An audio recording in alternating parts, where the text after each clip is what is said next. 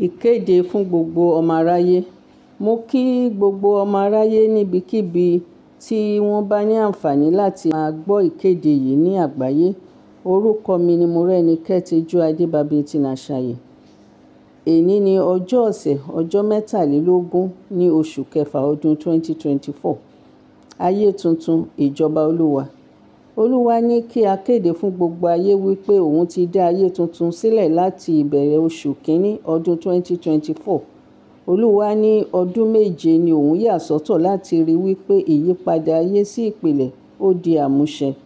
Ọdún 2024 ló ṣe pàtàkì jù nítorí ìgbà yìí ni a máa fi ìdí ayé tuntun múlẹ̀ tó sì máa dúró ṣinṣin tí ohun gbogbo sì máa tẹ̀lé.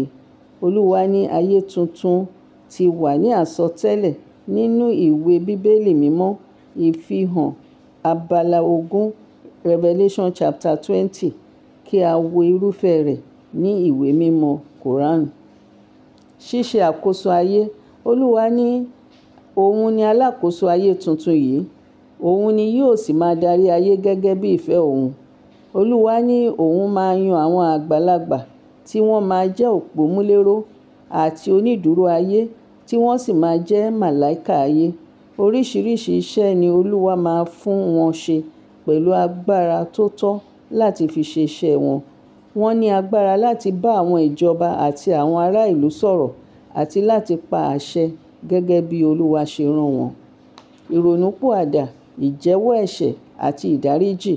Olúwa ti ya oṣù keje ọdún 2024 sọ́tọ̀ fún àwọn aráyé láti ronúpìwàdà kí wọ́n jẹ́wọ́ ẹ̀ṣẹ̀ wọn kí wọ́n sì tọrọ àforíjì. Oṣù yìí jẹ́ oṣù pàtàkì láti wọ inú ayé tuntun. Kí ni Olúwa ń fẹ́ kí àwọn ọmọ aráyé ṣe? Nǹkan mẹ́rin lolúwa tò sílẹ̀. Ìkíní, kí a ka òfin mẹ́wàá tí Olúwa fún Mósè dáadáa kí ó sì yé wa yékéyéké kí a sì máa mú lò. Èkejì, kí gbogbo ayé ka ìwé tuntun tí Olúwa kọ sí ayé nípa ìdáyépadà sí ìpìlẹ̀ láti gbé ìgbé ayé ìrọ̀rùn àti ìfọ̀kànbalẹ̀. Ìwé tuntun yìí ni ó wá láti ọwọ́ Adébọ́lá Adékìítán gẹ́gẹ́ bí Olúwa ṣe pálàṣẹ fún. Ilé-iṣẹ́ Africa Read tó wà ní Accra, Ghana ló tẹ ìwé yìí jáde gẹ́gẹ́ bí e-book tí a lè kà lórí fóònù àbí ẹ̀rọ ìbánisọ̀rọ̀ wa. Gbogbo bí ìjọba Olúwa ṣe máa lọ fún gbogbo àgbáyé ló wà nínú ìwé tuntun yìí. Ẹ̀kẹta, ìjọba gbọ́dọ̀ san owó fún ará ìlú láti mú ìṣẹ́ kúrò ní ayé. Owó yìí ni à ń pè ní owó Olúwa tí àwọn ìjọba ń rí tí wọ́n sì ń pa lórí nǹkan àlùmọ́nì tí Olúwa fi kẹ́ gbogbo ọmọ orílẹ̀-èdè kankan. Ìdá méjì owó tí wọ́n bá ń pa lóṣooṣù ni kí wọ́n pín dọ́gbadọ́gba fún ìdílé kọ̀ọ̀kan. Ẹ̀kẹrin, èdè ni Olúwa fi mọ àwọn ọmọ aráyé. Olúwa ní òun ti yí gbogbo nǹkan padà. Òun ti tò àwọn ọmọ aráyé nísinsìnyí gẹ́gẹ́ bí èdè abínibí wọn. Tìtorí náà Olúwa rọ gbogbo ìjọba àgbáyé kí wọ́n gba àwọn tí wọ́n ń sọ èdè kan náà kí wọ́n dá orílẹ̀-èdè wọn sílẹ̀. Wọ́n lè dá dúró, wọ́n sì lè darapọ̀ mọ́ àwọn orílẹ̀-èdè mìíràn bí wọ́n bá fẹ́. Àwọn nǹkan tí ààyè kò gbà nínú ayé tuntun. Ìṣẹ́,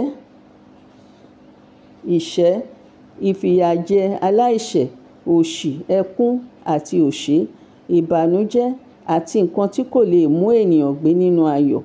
Èkejì, ẹgbẹ́ òkùnkùn, ẹgbẹ́ ìmùlẹ̀, àwọn tí wọ́n dá ẹgbẹ́ sílẹ̀ láti ba orílẹ̀-èdè jẹ́ àbí kí wọ́n mú ayé le fún àwọn ènìyàn.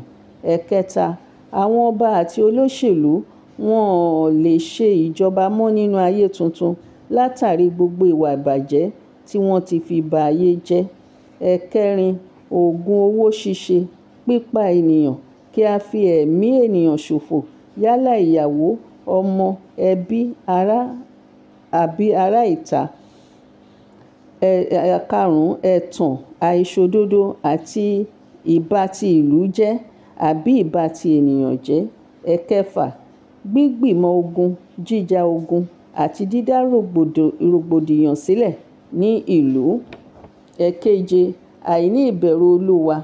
Ẹ̀kẹjọ, àìbọ̀wọ̀ fún àwọn àgbàlagbà. Ẹ̀kẹsàn, àwọn ẹbí tí kò tòrò. Ìyàwó àti ọkọ tí wọn ò ní ìfẹ́ ara wọn. Àwọn tọkọtaya tí wọn ò fẹ́ rí ẹbí ọkọ àbí ẹbí ìyàwó, pàápàá ìtọ́jú àwọn òbí wọn. Ẹ̀kẹwàá, àìní ìfẹ́ àwọn ọmọdé àti àìfún wọn ní ìtọ́jú tó péye. Ẹ ṣé fún ìtẹ́tísílẹ̀. Ayé tuntun yìí òun ni gbogbo ayé ń fẹ́ o. Ayé tí kò sí ìṣẹ́, òṣì, ẹkún àti òṣè gẹ́gẹ́ bí ó ṣe wà nínú àsọtẹ́lẹ̀. Ẹ jẹ́ ká gbáradì láti wo ayé tuntun. Á ṣeé ṣe o. The life in the world of today has become a very big deal due to the numerous challenges that people are facing. Wars has been instigated and fought regularly.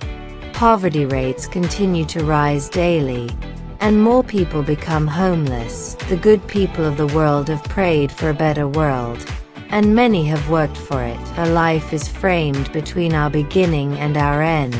More reason for that period of time to be made most memorable, and should be live with happiness and prosperity.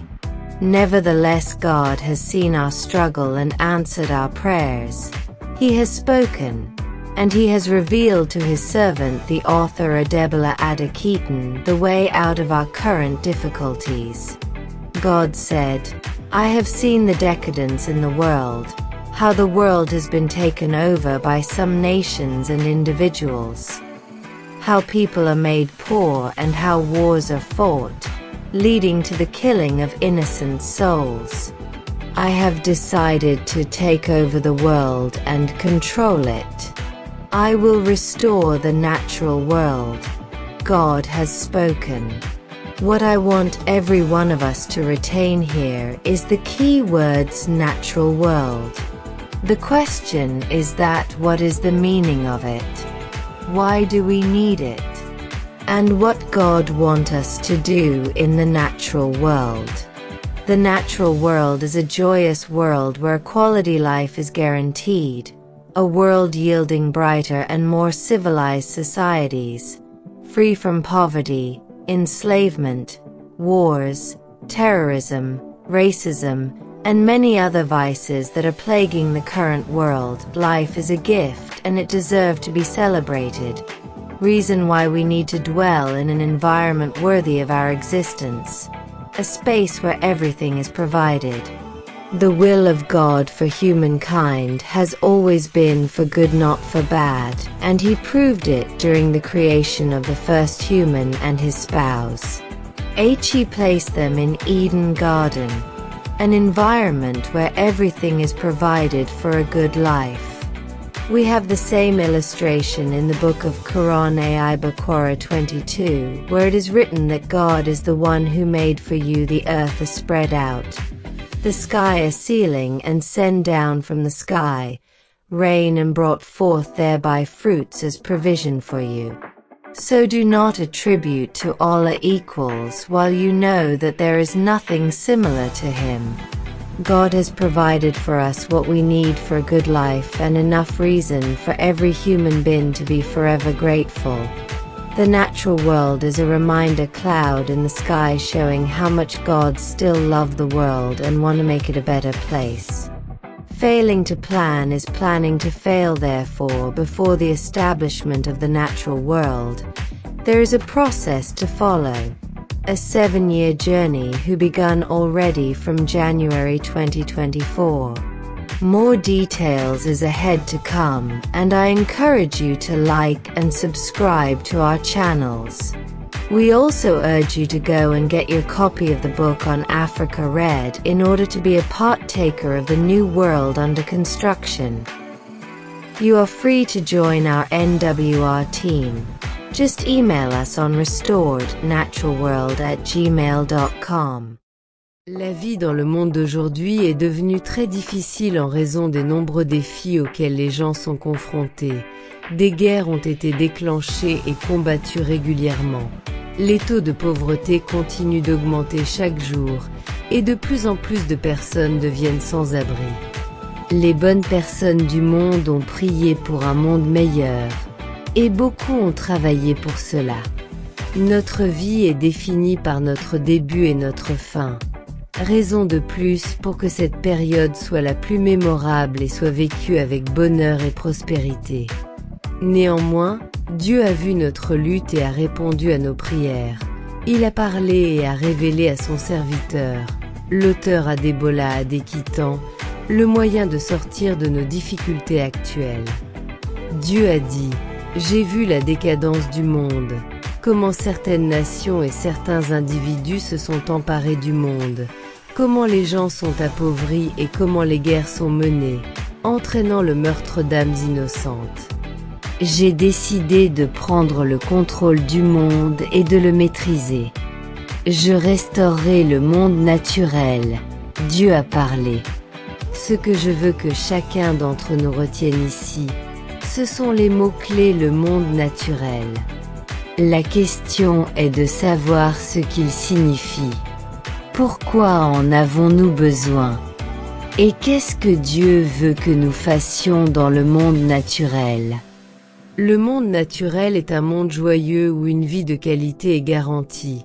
Un monde qui produit des sociétés plus brillantes et plus civilisées, libérées de la pauvreté, de l'esclavage, des guerres, du terrorisme, du racisme et de bien d'autres vices qui gangrènent le monde actuel. La vie est un don et elle mérite d'être célébrée, raison pour laquelle nous avons besoin de vivre dans un environnement digne de notre existence, un espace où tout est fourni. La volonté de Dieu pour l'espèce humaine a toujours été pour le bien et non pour le mal, et il l'a prouvé lors de la création du premier homme et de son épouse. Il les a placés dans le jardin d'Éden, un environnement où tout est prévu pour une bonne vie. Nous avons la même illustration dans le livre du Coran Al-Baqara 22, où il est écrit que Dieu est celui qui a fait pour vous de la terre une étendue, du ciel un plafond et qui a fait descendre du ciel la pluie et a fait pousser ainsi des fruits comme provision pour vous. N'attribuez donc pas à Allah des égaux alors que vous savez qu'il n'y a rien de semblable à lui.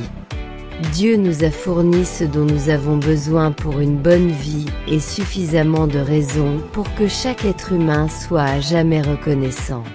Le monde naturel est un nuage de rappel dans le ciel montrant à quel point Dieu aime toujours le monde et veut en faire un endroit meilleur. Ne pas planifier, c'est planifier à échouer. C'est pourquoi, avant l'établissement du monde naturel, il y a un processus à suivre, un voyage de 7 ans qui a déjà commencé en janvier 2024. Plus de détails sont à venir et je vous encourage à aimer et à vous abonner à nos chaînes. Et nous vous rappelons aussi que le livre est disponible sur Africa Read. Ayez votre copie afin d'être un acteur du nouveau monde en construction. Vous pouvez rejoindre notre NWR Team en nous envoyant un email sur restore.naturalworld@gmail.com.